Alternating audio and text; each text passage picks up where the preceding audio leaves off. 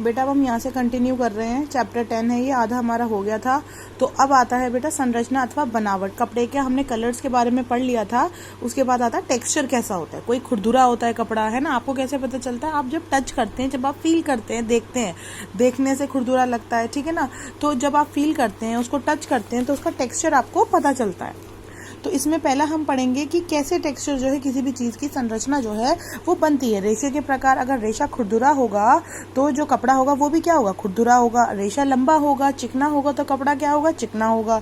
ठीक है। धागों का प्रसंस्करण की विधि तथा धागों का प्रकार, किस प्रकार के धागे हैं, कितने प्रकार के धागे मिलाए गए हैं, है ना।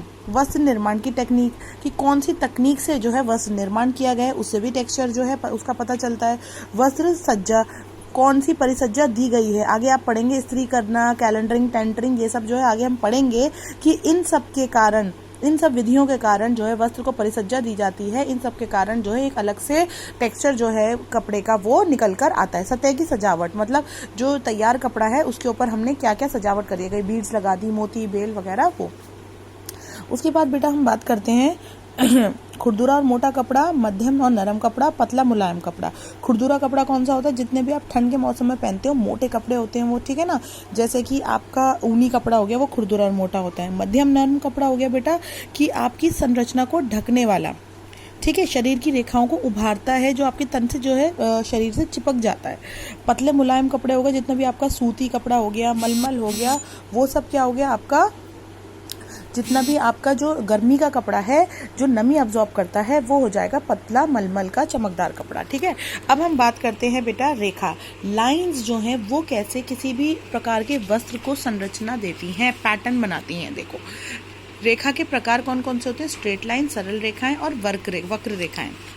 सरल रेखाएं होती हैं वर्टिकल लाइन, ठीक है, ठीक है। तो अब हम पढ़ रहे हैं कि वर्टिकल लाइंस कौन सी होती हैं, जो भी हमें लंबाई का एहसास देती हैं। कौन सी? वर्टिकल लाइंस, जो हमारे पास धरती से जो परपेंडिकुलर बनाती हैं, ठीक है ना, उनको क्या कहते हैं? ऊर्ध्वाधर लंबतर रेखाएं, यानी वर्टिकल लाइन, जो हमें लंबाई का एहसास देती हैं, जिनकी हाइट छोटी होती है, ठीक है ना। अगर उनको लंबाई का एहसास, लंबे होने का एहसास अगर वो करना है तो हमें कौन से कपड़े पहनने चाहिए, किस प्रकार के? लंबाई के, ठीक है, लंबाई वाले लंबतर रेखाएं करनी चाहिए। ये जो दूर दूर तक बिखरी हुई होती हैं, लंबाई का भ्रम पैदा करती हैं। रेखाओं के ऊपर अगर कोई आकृति दो समान रेखाओं की ओर से बढ़ाएं तो एक ना भ्रम की दृष्टि उत्पन्न होती है कि वो जो व्यक्ति है कपड़े पहनने, लंबी धारियों वाले कपड़े पहनने वाला, लंबा लगता है। क्षैतिज रेखाएं होती हैं बेटा ऐसी वाली रेखाएं जो धरती से पैरेलल होती हैं, ठीक है, क्षैतिज होती हैं, तो ये चौड़ाई का एहसास देती हैं। इसका कहने का क्या मतलब है? जितने भी पतले लोग होते हैं उनको जो है चौड़ाई वाली रेखाओं के कपड़े पहनने चाहिए, तो उस पर चौड़ाई का एहसास होता है, तो वो और पतले नहीं दिखते। अगर पतले व्यक्ति जो है लंबी रेखाओं वाले कपड़े पहनते हैं तो वो और लंबे और पतले लगेंगे। और अगर छोटी हाइट वाले लोग जो है, छोटे और जो नाटे मोटे लोग होते हैं, अगर वो चौड़ी रेखाएं वाले पहनेंगे तो वो और मोटे लगेंगे, ठीक है, और छोटी हाइट के लगेंगे। तिरछी लाइन कौन सी होती है बेटा? जितने भी देखो ये लाइंस आप देख रहे हो ना, डायगोनल लाइन जिसे हम कहते हैं, वी आकार जो बनाती हैं, जो इंटरसेक्ट होती हैं, यानी जो लाइनें आगे चलकर कट सकती हैं, उनको हम कहते हैं तिरछी रेखाएं, ठीक है ना। तो ये क्या करती हैं? ये जो है तिरछी रेखाएं जो हैं आपको एक लंबाई का तो एहसास देती हैं और एक चौड़ाई का भी एहसास एक साथ कराती हैं। वक्र रेखाएं बेटा, वक्र रेखाएं हो जाती हैं बेटा जो कर्व्ड लाइंस होती हैं। एक तिरछी रेखाएं हमने ऐसे ऐसे पढ़ी, कर्व्ड लाइन देखो ये बनी हुई हैं आपके पास, ये ऐसे डायगोनल में जा रही हैं, तो ये वक्र रेखाएं यानी कर्व्ड लाइन है। तो इसमें लंबी और लहराती हुई वक्र रेखाएं अत्यंत मनोहर तथा लयबद्ध दिखाई देती हैं ना। एक लय से डिजाइन चल रहा है, देखो जहां से शुरू हो रहा है वहां आपकी आईज जो है वो ग्लाइड करेंगी, वो चलेंगी, ठीक है ना। और दूसरा क्या है? छोटे हल्के वक्र युवा और प्रफुल्ल होने का आभास देती हैं, ठीक है ना, हल्का होने का, प्रफुल्ल होने का, खुश होने का एहसास ये लाइंस जो है वो कराती हैं। अब हम पढ़ते हैं बेटा आकृतियों का आकार या शेप और फॉर्म क्या होता है। देखो आप ये देख रहे हो कुछ नेचुरल शेप्स के प्रिंट्स होते हैं, है ना, जिसमें कि हम बात कर रहे हैं कि भाई ये वाले आ गए, फूल पत्ती ये सब आ गया।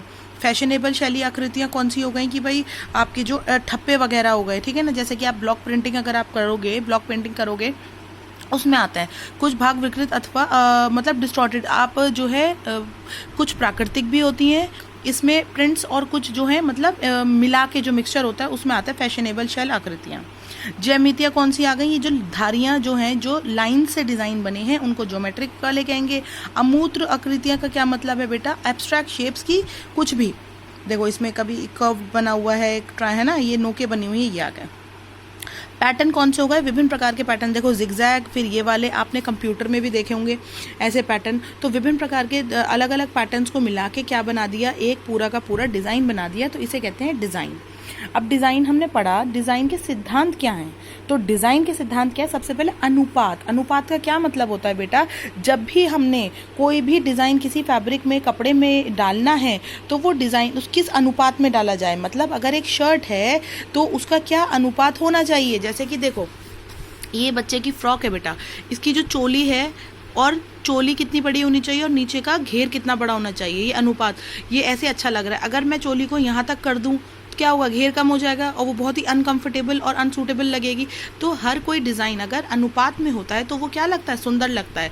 तो मतलब अगर ये 3/8 और 5/8 है तो हो सकता है 5/8:13, ऐसे ही रेशो में बढ़ा सकते हैं हम, मतलब अनुपात में बढ़ाना, ठीक है ना। एक पॉकेट छोटी एक पॉकेट बड़ी है तो अगर अनुपात में बढ़ाया हुआ है, छोटी बड़ी पॉकेट का पैटर्न अगर चल रहा है तो वो अच्छा लगेगा, ठीक है ना। हर चीज़ जो है वो अनुपात में होती है, ठीक है। लंबाई देखो, जैसे कि आपका जो शर्ट है, कुर्ता है, कुर्ता इतना लंबा है, छोटा है, बड़ा है, पैंट कितना बड़ा है आपका, या कुर्ती कितनी बड़ी है, शॉर्ट कुर्ती होती है, मीडियम साइज़ की होती है। तो हर चीज़ क्या होती है बेटा, अनुपात में होती है ना। ऐसा तो नहीं है ना कि कोई कुछ कभी लंबा है, एक स्लीव छोटी है, एक स्लीव लंबी है, ऐसी नहीं होती। हर चीज़ एक प्रपोर्शन में यानी अनुपात में होती है। रंग का अनुपात कि भाई कोई अगर जैसे आपकी शर्ट रेड है तो आपने क्या करा, चुन्नी जो है वो ब्लैक है, शर्ट रेड है तो उसका बॉटम क्या होगा, वो ब्लैक होगा। अनुपात में कलर का अनुपात आ गया, बनावट का अनुपात आ गया कि भाई उदाहरण के लिए एक दुबले और ठिगने व्यक्ति पर भारी तथा फैली हुई बुनावट वाले वस्त्र को उपयुक्त नहीं लगेंगे, है ना। मैंने बताया ना अभी कि जो भारी वजन के होंगे उन पे ऐसी वाली धारियों के कपड़े जो हैं वो उपयुक्त नहीं लगेंगे। आकृति का अनुपात मतलब ऐसा होता है ना, जैसे कि आपने कोई ड्रेस लिया, उसमें सेंटर में एक बहुत अच्छा प्रिंट है या फिर कोई ब्रोच लगा हुआ है, तो वो बाकी चीज़ें जो है वो बहुत उसके अनुपात से हल्की होंगी। क्यों? क्योंकि क्या होगा, वही सेंटर ऑफ अट्रैक्शन होगा, ठीक है ना। तो आकृति का अनुपात आ गया। अब आ गया बैलेंस, संतुलन। संतुलन की जब हम बात करते हैं तो देखो बेटा, एक होता है औपचारिक बैलेंस और एक अनौपचारिक। औपचारिक बैलेंस ये देखो कि इधर और इधर जो है कॉलर है, कॉलर के पास क्या दे रखा है, देखो 2 लाइनें इधर है, 2 लाइनें इधर है, और सेंटर में क्या है, सेंटर में आपके बटन्स हैं, समझ रहे हो। और यहाँ देखो, ये देखो अनौपचारिक का मतलब है ये अंगरखे स्टाइल का इन्होंने गला दे रखा है।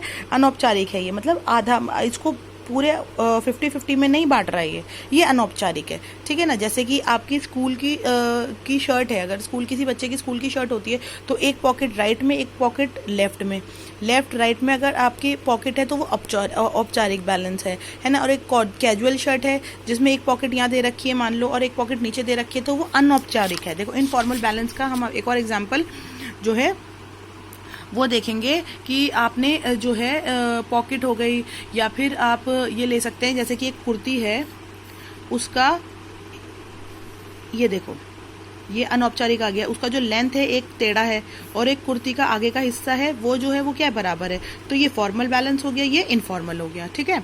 उसके बाद है इम्फेसिस। इम्फेसिस का क्या मतलब है, देखो ये जो लेडी कपड़ा पहन के खड़ी हुई है, दबाव का मतलब है महत्व का, कि ये जो इनका नेक एरिया है ये है मेन डिजाइन। तो जब भी कोई अगर ड्रेस देखेगा तो वो देखेगा अरे यहाँ ये जो है ये है नेक एरिया, यहाँ पर काम हुआ हुआ है, ये इम्फेसिस का है। जैसे कि ये आ गया गले में जो है यहाँ पर मोतियों का फॉर एग्जाम्पल काम हुआ हुआ है, तो जो नजर ठहरेगी वो सारा यहाँ पे ठहरेगी, समझ रहे हो। ऐसे ही इस ड्रेस में यहाँ पे बेल्ट वाले एरिया में वर्क दिया हुआ है, तो जो नजर है मतलब मेन जो काम किया गया है वो यहाँ पर किया गया है, ठीक है।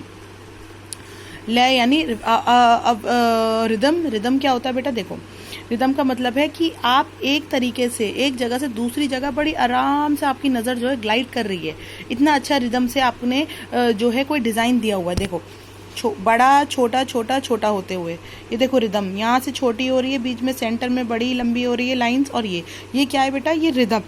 रेडिएशन से रिदम ला रहे हैं, दोहराना रिपीटेशन से ला रहे हैं। देखो ये दे दिया, ट्रायंगल का डिज़ाइन दे दिया, लेस लगा दी, फिर यहाँ पे लेस लगा दी, फिर यहाँ पे 2 पॉकेट के ऊपर ट्रायंगल वाली लेस, और नीचे ये क्या है, दोहराना।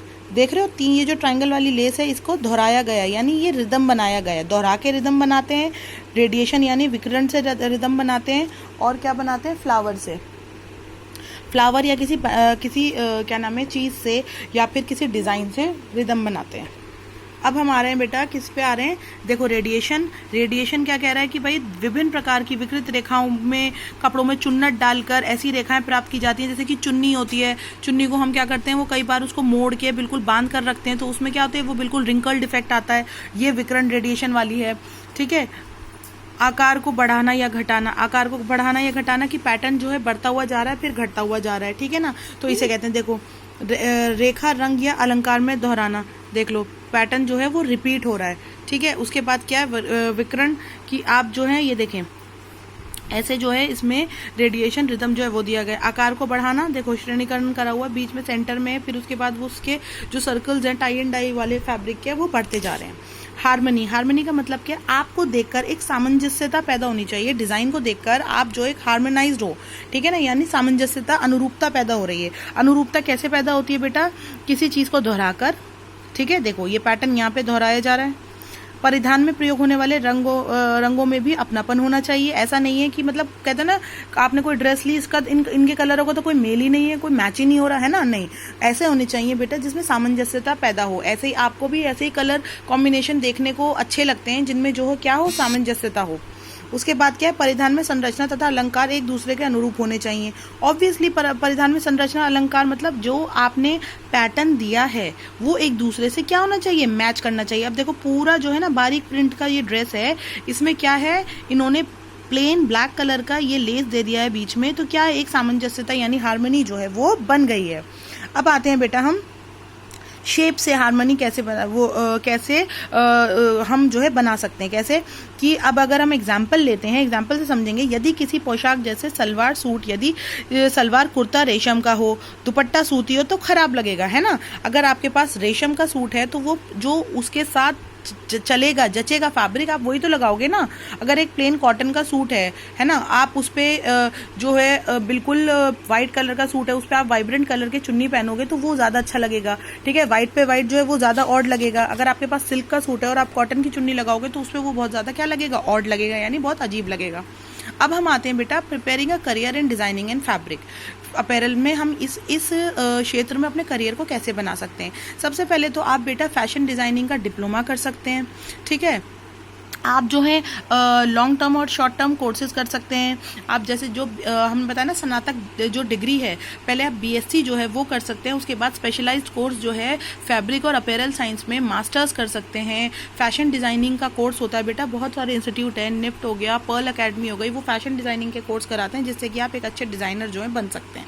आप इसमें कार्य क्षेत्र, आपके स्कोप क्या क्या हैं, अगर हम पढ़ेंगे तो आप फैशन डिजाइनर बन सकते हैं। मर्चेंडाइजर का क्या मतलब है, मर्चेंडाइजर बन सकते हैं जो कि बिजनेस करता है, कपड़ों का थोक में बिजनेस करता है, वो बन सकते हैं। आप डिजाइनर बन सकते हैं। ठीक है ना, आप जो है उसमें बहुत जो हमने बताया ना इकाइयाँ पढ़ी हैं डिज़ाइन की, हमने पढ़ा भाई क्या डिज़ाइन होता है, कैसे रंगाई होती है, कैसे स्पेशल फिनिशेस होती हैं, तो इन सब में करा जा, ये जो सब काम, ये जो इकाइयों में काम हो रहा है बेटा, इन इकाइयों में आप जाके काम कर सकते हैं। फैब्रिक कंस्ट्रक्शन में आप जाके काम कर सकते हैं।